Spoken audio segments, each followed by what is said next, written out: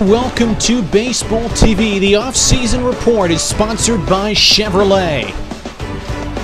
And today on the radar, we will take a look at the Toronto Blue Jays, including their latest acquisition, their projected defense, and rotation. Well, their latest acquisition consists of Dennis Tankersley, the starting pitcher, former San Diego Padre, who actually spent his last 6 years with the San Diego Padres while he signed with Toronto on December 15th. He is 30 years of age, set to be 31 this April, a righty and 6'2", with 185 pounds. Now, in 2009 with the San Diego Padres, he pitched 166 innings, 9 wins, 11 losses, but an ERA pretty disappointing compared to 2008 of 3.42, something that was not bad. We unfortunately didn't see him in the playoffs as he was hurt, but during the regular season, certainly I think he was good enough for the San Diego Padres. We'll go back to those 2008 numbers shortly.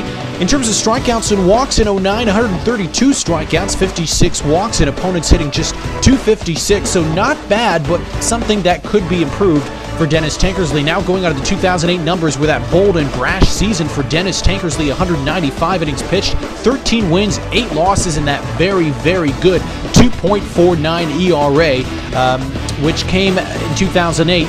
2 years after he had gotten 191 innings pitched, 11 wins, 8 losses, an ERA that was similar, 2.83. But you see, he's become a better pitcher. He's gone from 2.83 in 06 to 2.49 in 08. However, in 2009, we saw an ERA that was much higher, so the Toronto Blue Jays are hoping for something that will be similar to 2008. In terms of the best offer in the market, I think so.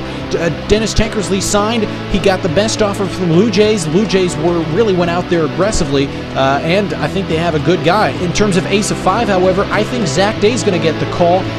Dennis Tankersley will probably be second. Adjustment of the American League's a big thing.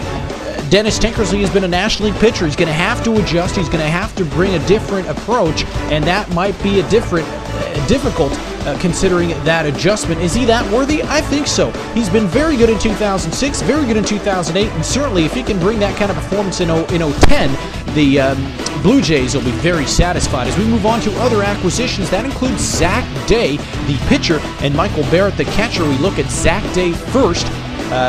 Acquired from the Boston Red Sox. He signed a 4-year, $4.6 million contract in November. A righty set to be 32 in May. And we take a look at his last year's numbers with the Boston Red Sox. It was really not a great season, actually. 190-plus innings pitched, 13 wins, 8 losses. Now, that's not bad, but there is a lot of offense, it must be said. But that ERA, 4.53 for Zach Day, is certainly not Zach Day-like. He was certainly different in Texas, so perhaps the fact that he had a tough division to battle with, that maybe put increased pressure. With the Rangers 1 year prior, 201 innings, 8 wins, 13 losses, and an ERA that was slightly lower, 4.07. But I think that ERA in 2010 with the Blue Jays is going to have to come down if Dennis Tankersley is going to be successful with the Toronto Blue Jays organization. Is he worth all that money? Well, again, if he's going to be good, if he's going to be like he was in Texas when he had those good years over there down south, I think he can be really good, and he's definitely worth all that money. If he's going to bring in a 4.53 ERA, that might not be so good. What numbers to be expected? You know what? He was a number 5 starter for the Boston Red Sox last year. This year, he's probably going to be the ace. So, what numbers to be expected? That's another time thing. But if he's going to be good, he's going to get an ERA probably around 3.5, normal around 4, and if he's going to have a bad year, it could go up to 5. Ready to lead Toronto pitching staff. If he's going to have a good year, if he's going to be enter this season with his stuff, then he's ready to lead this Toronto pitching staff. If he's going to have a drastically bad season, it wasn't really bad, it was not good enough with the Red Sox last year, then he's not ready to lead a Toronto pitching staff. We now move on to the catcher, Michael Barrett. New acquisition signed on November 28th. He is set to be 33 next June. He is 6'2", 200 pounds, second position, first base. And take a look at what he did. Well, really what he did is he signed a 1-year deal with Cleveland at the beginning of last season, which was quite ironic because he was then traded. He signed the contract with Cleveland with Theo Epstein, and now 1 year later, he signs again with Theo Epstein. The thing is, Epstein traded Michael Barrett to the Pirates at the end of April because Michael Barrett really had poor numbers, and despite that trade, however, Barrett resigned, asserting that trade last season had come with a territory. Now, the offer to Barrett from Epstein this season with the Blue Jays follows the line again of this 2008 performance for Barrett that was really MVP caliber-like, with a 301 average, 36 homers, 106 runs batted in, and 173 hits. Great performance in 2008. But 1 year after that being last season in 2009, just really a poor performance. 224 average, 28 homers, which is not that bad, but it's still less than 1 year prior. 68 runs batted in, which is almost half than what he had the season before that, and 123 hits, which is 50 less than in 2008.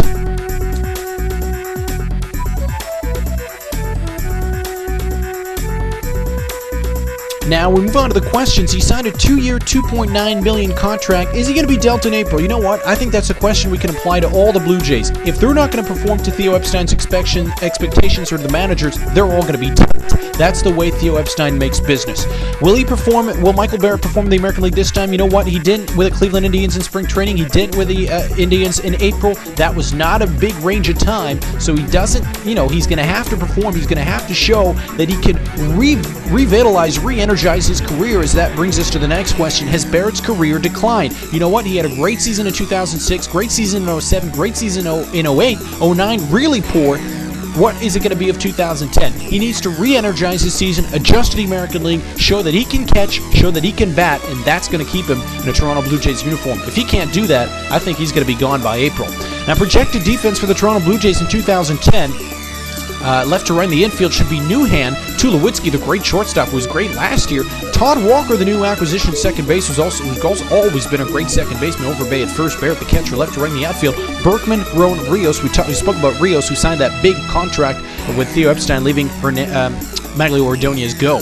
In terms of pitching rotation, the starters, it should be Zach Day, I think, in my opinion, and that's what it will be on opening day, who will be the ace of this rotation, then Dennis Tankersley. Interestingly enough, though, Danny Herron comes in third. Danny Herron, who was full of potential. He's young. He's the next big Cy Young guy, but you know what? He's going to be third. He's not going to be first. He's not going to be second, because those two guys preceding him, in my mind, are better than him. Gary Glover proving himself a good pitcher last year, back in the rotation, should be this year, and then Gustavo Chacin, who I'm not sure what to expect from him. You're watching the Toronto Blue Jays off-season report. We'll be back right after this.